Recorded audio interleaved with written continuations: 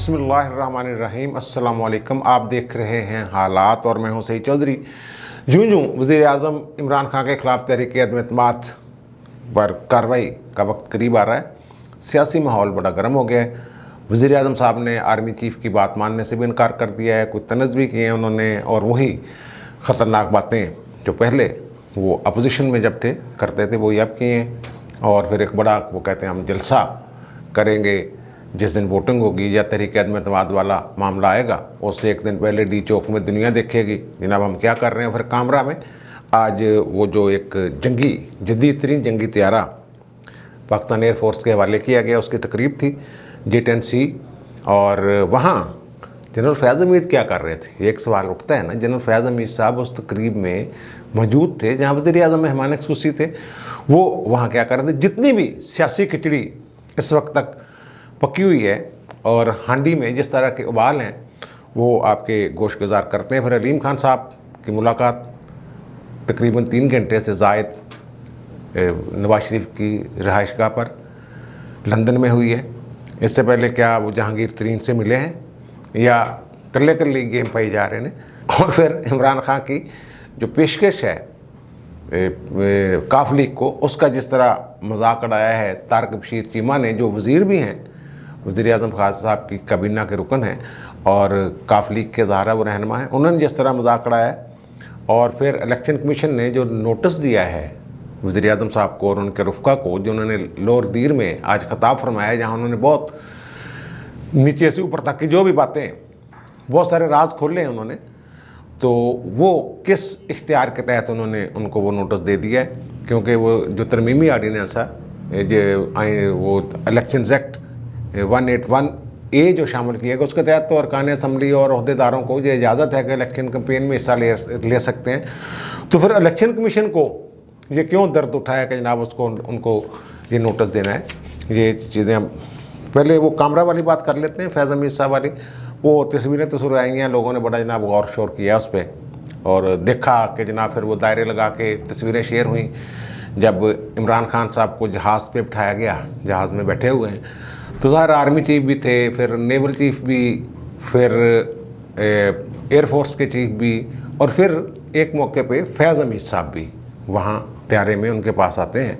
और जो तस्वीर जारी की गई है उसमें जो ग्रुप फ़ोटो है उसमें भी अगली रो में बैठे हैं वो, अगरचे वज़ीर आज़म से काफ़ी दूर बैठे हैं लेकिन बैठे हुए हैं। तो वो वहाँ क्या कर रहे थे ये बहुत सारे लोगों ने, फिर वो मैंने चेक चुक किया, पता किया वो। और ये एक सवाल उठता है कि जनाब कामरा जो है वो ये तो ज़िला अटक में है और पंजाब में है। अटक पंजाब का पहला ज़िला है जिसके बाद आगे फिर KP शुरू हो जाता है। तो वो पेशावर वाले साहब जो हैं ये वहाँ क्या कर रहे थे। और बहुत सारे लोगों ने ये इससे नतीजा निकाला कि खान साहब बच गए, यानी मतलब ये है कि खान का चहेता जो है वहाँ वो मौजूद है, कोर कमांडर, और बड़े खुशगवार मूड में सारी बातें शातें हो रही हैं। तो वो वहाँ क्या कर रहे हैं, वो सारा ये पता ये चला है कि जो एयर स्ट्राइक या एयर हेल्प के लिए जो मदद चाहिए होती है पेशावर कोर को, तो उसमें दूसरे नंबर पे जिनसे वो मदद मांग सकते हैं वो ये कामरा वाला जो एयरबेस है। ये ना इसको 2 हिस्से हैं इसके। एक तो है पाकिस्तान एरोनॉटिकल कम्प्लेक्स, यहाँ ये जहाज़ वगैरह बनते हैं, असेंबल होते हैं, सही सुई होते हैं, और एरोनॉटिकल इंजीनियरिंग का पूरा शोबा वहाँ पे है। और दूसरा उसके साथ वो एक बहुत बड़ी बेस है जिसे राशिद मनहास एयरबेस है, और राशिद मनहास एयरबेस पे ही ये तकरीब हो रही थी। पेशावर एयरबेस जब पेशावर कैंट जो है, जो एक बड़ा एयरबेस समझा जाता है, एयरफोर्स का बड़ा अड्डा समझा जाता है, वो पेशावर कोर को जब ज़रूरत पड़ती है एयर स्ट्राइक की या हेल्प की, तो फिर वो उनसे, लेकिन जो पीछे बैकअप में जो कैंट या बेस एयरबेस है वो है मनहास एयरबेस। इसलिए वो कहते हैं कि एयर बेस में, इस एयर बेस में कोर कमांडर पेशावर का आना कोई अचंभे की बात नहीं है। बहरहाल क्योंकि सियासी माहौल इस तरह का बना हुआ है तो फिर वो लोग बातें करते हैं कि जनाब वज़ीर आज़म साहब जिनको बनाना चाहते हैं आर्मी चीफ, वो वहाँ मौजूद थे, बाकी नहीं थे। वो क्यों नहीं थे? पता है ये वजाहत दे रहे हैं मेरे ज़राए जो हैं कि जनाब वहाँ वो उनका होना अचंभे की बात या गैर मामूली बात नहीं है, क्योंकि जो सेकंड एयर स्ट्राइक के लिए हेल्पिंग पॉइंट वो ये मनहास राशिद मन्हास एयरबेस जो है ये है। और फिर वहाँ ज़ाहिर है बाजवा साहब की बातचीत हुई, उसके बाद खान साहब जो हैं ये जनाब चढ़ गए आके इन्होंने लोअर दीर में एक जलसा सा, इंतखाबी जलसा, ज़ाहिर है वहाँ बल्दियाती इलेक्शन का दूसरा मरहला शुरू हो गया है। तो वहाँ उन्होंने जो कहा है और जो उन्होंने बम को लात मारी है और जिस तरह तजलील की है एक अदारे की और एक अदारे के सरबराह की, ये कोई छोटी बात नहीं है। और वो जो मौलाना साहब कह रहे हैं ना कि जनाब एक होता है पागल और एक होता है पागल से भी ऊंचा दर्जा बौला, तो ये शायद जो ना वो शायद बौला हो गया इस तरह। वो कहते हैं शराफत इसमें पहले नहीं थी, अब वो बौला हो गया है। और नवाज शरीफ के जो छोटे भाई हैं शहबाज शरीफ, उन्होंने कहा कि जनाब पहले अपनी मंजी थले डांग फेर फिर सड़ते इल्ज़ाम लाई। वही बातें कहाँ से कौन पैसे कहाँ कैसे बनते हैं, मंजी थले डांग देखने का मतलब तो समझो। उनके अपने मुंह को लगाम दे वरना फिर हम लगाम डालना जानते हैं। और हमजा शहबाज ने यह कहा है कि जनाब मैंने वो टेप खरीद ली है जो इसके मुंह पे मैंने लगानी है। इस तरह की बातें चाहती हैं। और अगर सियासी जंग लड़ो, मौलाना साहब कह रहे हैं, फजल रहमान साहब, और अगर वो कहते हैं नाकाम भी होगी तहरीक एतमाद, आपका क्या ख्याल, हम चुप करके बैठेंगे? तो ये ना समझना कि आप बच जाओगे। और फिर जरदारी बिलावल भुट्टो जरदारी ने कहा था कि जनाब दुआ करो साड़ी हुकूमत आ जावे, नून लीग आगे देने तो नहीं छिड़ना। और अब उन्होंने कल या परसों ये कहा है कि मैं नून लीग वालों से कहूँगा कि वो कम से कम कोई अच्छा सा नरम मजाज बंदा जो है उसको लगाएं वज़ीर दाखिला, ताकि खान की बचत हो जाए। वही गल तो वो शाद खान अब्बासी साहब ने कहा मैं वज़ीर दाखिला, और वो आपको पता है उसकी उनकी एग्रेशन जो है ख़ास तौर पे इमरान खान के हवाले से। वैसे तो वो बड़े नफीस आदमी है, शरीफुल नफ्स इंसान है, लेकिन यहाँ पे वो जो उन्होंने कहा है कि मैं आ रहा हूँ वज़ीर दाखिला, तो इसका मतलब ये है कि वो एक तरह से खान साहब को धमकी वो दे रहे हैं। अच्छा, अब इस पर हम आते हैं कि खान साहब ने जो वहाँ लोअर दीर में फरमाया है, वो उन्होंने कहा जनाब कि मेरी अभी जनरल बाजवा से बात हुई तो उन्होंने मुझे कहा कि मौलाना फजल रहमान को डीज़ल ना कहो। तो मैंने उन्हें कहा कि अवाम ने उनका नाम डीज़ल रखा है तो मैं, और फिर उसके बाद वो कहते नहीं चिढ़ाने के लिए बच्चे को अगर वो कहे कि यार तो फलाने बंदे ने ये ना डीज़ल नहीं कहना, तो फिर बच्चा कहता है डीज़ल डीज़ल डीज़ल डीज़ल। ये फिर डीज़ल की गिरदान इन्होंने शुरू की। यानी ये किसको चिढ़ा रहे थे? जी जनरल बाजवा को। जब इन्होंने मेलसी में जलसा किया ना, उससे पहले एक दिन पहले मैंने एक वीलाग किया होगा, आप लोगों को याद होगा अगर आपने सुना होगा। तो मैंने ये कहा था इनकी एक मुलाकात हुई है रावलपिंडी वालों के साथ। उन्होंने खान साहब से ये कहा है कि ये जो अपना लबो लहजा है ना ये बदलो, ये गालियाँ शालियाँ जो देती हो तुम ये ख़त्म करो, इंतकामी कार्रवाइयाँ ख़त्म करो, फिर देखते हैं कि बनना। फिर इसने कहा कि वो मार्च से निकवाओ ना, 23 मार्च बड़ा है माँ। तो उन्होंने कहा चलो उस पर सोच लेते हैं, लेकिन वो फिर वो गैर जानबदारी वाली बातें वही सारी चीज़ें उस विलाग में मैंने जिक्र की थी। तो उस वक्त भी इनको ये कहा गया कि आप जिक्र ना करें ये जो डीज़ल डूज़ल है, डाकू चोर भगोड़े। आज उन्होंने कहा मुझे भगोड़े कहने से भी कहते भगोड़ा ना कहो, लेकिन फिर भगोड़ा भी उन्होंने कहा। फिर जरदारी के बिलावल के बारे में जो उनके मुँह में आया उन्होंने वो कर दिया। बहरहाल चीफ एग्जेक्टिव है जी इस मुल्क के, फ़ौज उनकी मतहत है, नहीं गल मानते। और उस वक्त भी जब मैंने ये कहा था मेलसी के जलसे से एक दिन पहले जो मैंने विलाग किया था, उसमें कहते मुलाकात हुई है उनकी जो नहीं बताई गई, लेकिन मेलसी में इन्होंने वहाँ वो बातें की सारी जिनसे मना किया गया था। तो आज फिर इन्होंने वही बातें, और फिर जो न्यूट्रल का एक शोर हम मचाते रहते हैं कि फ़ौज न्यूट्रल होगी। DGI SPR ने भी कल कहा कि फ़ौज न्यूट्रल होगी है जनाब, हम तो हमारा सियासत से कुछ लेना देना नहीं है। जो मुलाकातें हो रही हैं वहाँ भी ये बातें हो रही हैं कि जनाब साडा की लेना देना सियासत तो खान साहब ने जनाब अमर बिल मारूफ व नही अनिल मुनकर के तनाज़र में कौमी इदारों को लताड़ना शुरू कर दिया कि जनाब इंसान अच्छाई के साथ खड़ा होना चाहिए, बुराई से मना करना चाहिए, रोकना चाहिए, अच्छाई के लिए जिहाद करना चाहिए, बुराई से रोकने के लिए जिहाद करना चाहिए। और फिर उन्होंने जो अजीब बात की, जो हम न्यूट्रल की बातें करते रहते हैं, उन्होंने कहा न्यूट्रल तो जानवर होते हैं, इंसान अच्छाई के साथ खड़े होते हैं। यानी खुद को वो अच्छाई कह रहे हैं और बाकी जो सब हैं उनको वो बुराई कह रहे हैं, जो भी उनका नाम आप दे लें। और लेकिन साथ ही ये कह दिया कि जो अगर कोई बंदा कहता है, कोई अदारा कहता है, DGISPR, वो नाम तो नहीं लिया उन्होंने, लेकिन DGISPR ने कल ही अपनी वो प्रेस ब्रीफिंग के दौरान ये बात की थी कि जनाब हमारा क्या सियासत से लेना देना, हम तो फौज तो न्यूट्रल है। तो उन्होंने कहा कि न्यूट्रल तो जानवर होते हैं। ये खान साहब कह रहे हैं, अब इसको जोड़ लें, किस बात से जोड़ना है, या खान साहब ने वैसे ही कह दिया है। ये जो उन्होंने खान साहब ने फरमाया कि बाजवा ने, जनरल बाजवा ने मुझे कहा इसे डीजल मत करो, उसके बाद उन्होंने डीजल की गर्दान की, भगोड़ा की, यानी जिन बातों से मना किया गया वो उन्होंने सारी खुल्लम खुल्ला नाम लेके ये बताने की ज़रूरत क्या थी कि बाजवा ने मुझे मना किया। यानी इसका मतलब वो ये बता रहे हैं कि मैं बाजवा की गल नहीं मनता, मैं अपनी मर्ज़ी करना। वो ये दे रहे हैं कि जब इंतज़ामी हेड जो हूँ जो है इस मुल्क का, वो मैं हूँ और फ़ौज मेरी मतहत है। लो दीर वाले इस जलसे का इलेक्शन कमीशन ने भी नोटिस लिया और नोटिस जारी करती हैं, आप शोकाज नोटिस भी कह सकते हैं, वज़ीर-ए-आज़म इमरान खान साहब को कि जनाब हमारे मना करने के बावजूद आप वहाँ क्यों गए हैं। और ये असद उमर को भी नोटिस किया है, मुराद सईद को भी, शाह महमूद कुरैशी को भी, और KP के जो वज़ीर आला हैं उन्हें भी नोटिस गया, कोई अनवर ज़ेब साहब हैं उन्हें भी नोटिस गया है।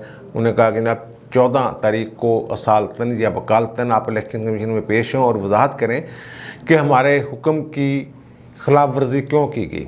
अच्छा, अब इनका मौक़िफ़ ये है कि जनाब एक सदारती आर्डीनेंस के ज़रिए चंद हफ्ते कबल वो जो सेक्शन है इलेक्शन एक्ट का 181, उसमें इजाफ़ा किया गया A का। वो 181 कहता है कि जनाब ये कोई अरकान असम्बली वगैरह, जो अवामी ओहदेदार वगैरह, उम्मीदवार, सरकार, ये कोई ऐलान नहीं कर सकती उस इलाके में जहाँ इलेक्शन हो रहा हो कोई तरक्याती कामों का। और उसके बाद 181A शामिल कर दिया कि ये कंपेन कर सकते हैं MP, अरकान असम्बली भी और कोई भी आइनी ओहदेदारान। उसकी जो इलेक्शन कमीशन है वो ये कहता है कि जनाब हमारी ज़िम्मेदारी है इलेक्शन को साफ शफाफ बनाना। ये लोग जब वहाँ जाते हैं तो वो शफाफियत बरकरार नहीं रहती। उन्होंने ये कहा है कि हम इसलिए इनको मना कर रहे थे, हमारे वो जो उसमें एक और सेक्शन है इलेक्शन एक्ट का 233, वो कहता है कि कोड ऑफ कंडक्ट तमाम सियासी जमातों के साथ मिलकर एक बनाया जाता है और उस कोड ऑफ कंडक्ट के तमाम पाबंद होते हैं। उस कोड ऑफ कंडक्ट के तहत ये वज़ीर-ए-आज़म साहब या वज़ीर या कोई सरकारी ओहदेदार या कोई आइनी ओहदेदार जलसा नहीं कर सकता था। और वो कहते हैं कि आइन के आर्टिकल 222 के तहत ये जो कोड ऑफ कंडक्ट है इलेक्शन कमीशन का, इसकी पाबंदी तमाम अफराद पर, तमाम शहरियों पर वाजिब है, लाजम है। तो इसकी ये खिलाफ वर्जी की है। तो आएँ आके बताएं जनाब ये हम क्यों ना आपके ख़िलाफ़ जो है वो एक कार्रवाई करें। वो अब जब देखें उस दिन तो शायद कौमी असम्बली का इजलास हो जाए 14 को, उस दिन बहरहाल वो उन्होंने कहा वकील के ज़रिए भी आप इसका जवाब दे सकते हैं। और फिर जो दूसरी खिचड़ी पक रही है अतहादियों वाली और PTI के ग्रुपों वाली, उसमें तारिक बशीर चीमा साहब जो वज़ीर हैं वफाकी और काफ लीग के रहनुमा हैं, उन्होंने आज ये फरमाया है कि जनाब मुझे फ़ोन आया उस कमेटी का जिसने ये फ़ैसला करना है पंजाब में तब्दीली का। तो उन्होंने कहा जनाब मुबारक हो, वज़ीर-ए-आज़म साहब मान गए हैं वज़ीर आला पंजाब की तब्दीली के बारे में, यानी बाजार में बदल दें। और तब्दीली का मतलब फिर कि परवेज़ इलाही को कुछ अहम ज़िम्मेदारी वज़ारत आला वगैरह मिलेगी। तो मैंने कहा जनाब किस बात की मुबारकबाद। उन्होंने कहा जनाब कि वज़ीर-ए-आज़म मान गए हैं। तो मैंने कहा कब हो गई ये तब्दीली। तो उन्होंने कहा कि वो वफाक वाला मामला निपट जाए, तहरीक अदम एतमाद वाला, उसके बाद। तो तारिक बशीर चीमा साहब कहते हैं कि अंडर 16 टीम के साथ इमरान खान खेल रहा है, फ़ैसलों में तख़ीर हो रही है बिला वजह।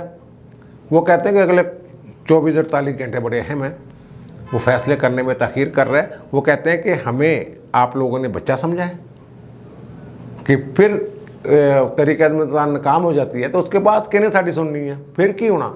असु के बच्चे हैं, वो कहते हैं कि अपोजिशन ने हमें ऑफ़र दी है और आप लोग लॉलीपॉप दे रहे हो हमें, तो जो भी करना है फैसला करो, उससे पहले पंजाब में तब्दीली जो है वो वफाक से पहले होगी। ये नहीं हो सकता कि जनाब आप हमें कहेंगे हम कर देंगे, फिर की गारंटी है कि तुम कर दोगे, हर गल तो तुम मुकर जाते हो, यही गल है ना।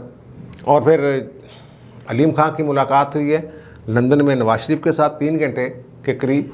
तो बहुत सारे लोगों ने कहा कि जनाब उनके बेटे भी वहाँ उस मीटिंग में मौजूद थे, लेकिन वो मेरे और कुछ लोग तरदीद भी कर रहे हैं कि नहीं कोई मुलाकात नहीं, मुलाकात हुई है, लेकिन वो हुसैन नवाज साहब वहाँ नहीं थे, वो तो अपने कहीं थे। और इसाक डार साहब वाकई मौजूद थे, 3 घंटे ही मुलाकात हुई है और उन्होंने अपने सारे दुख सुख फरोले कि जनाब ये मेरे ना किया, इन्होंने ये किया, मेरी ये करवानियाँ उन्हें इंज करता थे, उंज करते था।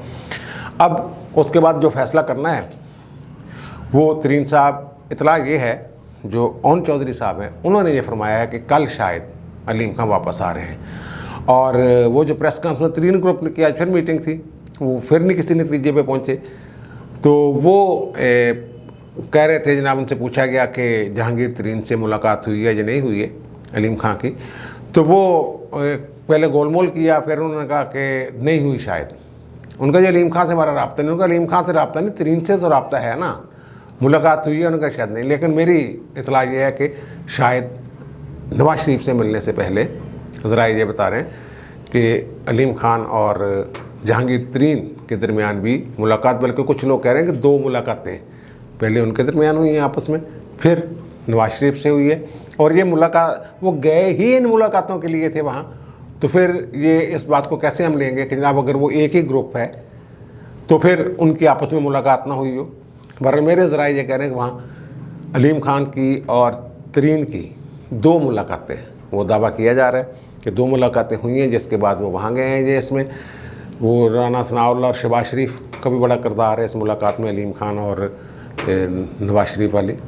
तो बहरहाल 1-2 दिन में मज़ीद सूरत हाल जो है वो वाज़ेह हो जाएगी। हुकूमत तुली हुई है कि बेयकीनी तो हो गई ना इस मुल्क में, अब बेयकीनी की सूरत हाल तो है, तुली हुई है कि ऐसा कोई इश्ताल अंगेज़ काम किया जाए, जैसे वो कह रहे हैं हम जलसा करेंगे जनाब उस दिन वो डी चौक में, तो हुकूमत और अपने जलसे करी जा रहे हो। और वो जो अंसारुल इस्लाम वाले बंदे पकड़े गए थे उनको छोड़ दिया, वो मौलाना ने धमकी दी, वो एकदम बहुत सारी सड़कें जो ब्लॉक हो गई जहाँ उनका सहारा मदारस हैं और दीगर उनके चाहने वाले हैं, उन्होंने बंद कर दी। फिर उन्होंने जनाब बंदे छोड़ दिए रातों रात, MNAs भी और अरकान जो थे वो भी, जो अंसारुल इस्लाम के लोग थे उनको भी छोड़ दिया। अच्छा, बात मेरे याद है को हो ये नहीं छड़ने से, वो शहबाज गिल साहब भी कह रहे हैं छोड़ दिया, नहीं छोड़ने चाहिए थे। और फवाद चौधरी साहब भी कह रहे हैं जनाब वो मिन्नतें की, उन्होंने कान पकड़ के माफ़ी मांगी, फिर छोड़ दिया, लेकिन छोड़ना नहीं चाहिए था। लेकिन क्या छोड़ना क्यों नहीं चाहिए था, या फिर कान क्यों पकड़वाए आपने बकौल आपके? ये यार सारी बातें ऐसी बस हमें वो मौलाना को मज़ीद मुश्किल करें ताकि वो कोई ऐसा काम करें कि हालात मज़ीद गड़बड़। ज़रा यार ये लग मुझे यही रहा कि गड़बड़ चाहते हैं ये, और वो वाले जो पुरुम्मीद बैठे होंगे 1-2 दिन 3, अगर 14 को अजलास बुलाया जाता है और 18 को फिर वोटिंग होगी, 3-4 दिन हैं उनके पास, ये अतादियों के पास भी और मौलाना वो PDM के पास भी और अपोजिशन के पास भी बंदे तोड़ने के लिए। और ये ख़बरें ये हैं कि बहुत सारे बंदे वो, उसमें मैं दूसरे भी इलाके में जिक्र करूँगा कि PTI के अरकान असम्बली जो कौमी के हैं वो बहुत सारे लोग जो हैं वो गायब हैं। और वज़ीर आज़म साहब वो कहते नहीं कचीचियाँ लै रहे ने कि ये मैं उनकी कराए थे। ये सारी बातें इंशाल्लाह अगले व्लॉग में होती हैं। अब मुझे दीजिए इजाज़त, दोबारा मुलाकात होती है नए व्लॉग के साथ। अल्लाह ताला आप पर, मुझ पर, हम सब पर मेहरबान रहे। अल्लाह हाफ़िज़।